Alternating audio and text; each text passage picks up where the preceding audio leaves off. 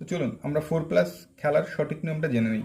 4+ খেলার সঠিক নিয়ম হচ্ছে, যদি যেই খেলাটা চলতে থাকবে সেই কালারটা যদি আপনার হাতে না থাকে, কেবলমাত্র তখনই আপনি 4+ খেলতে পারবেন।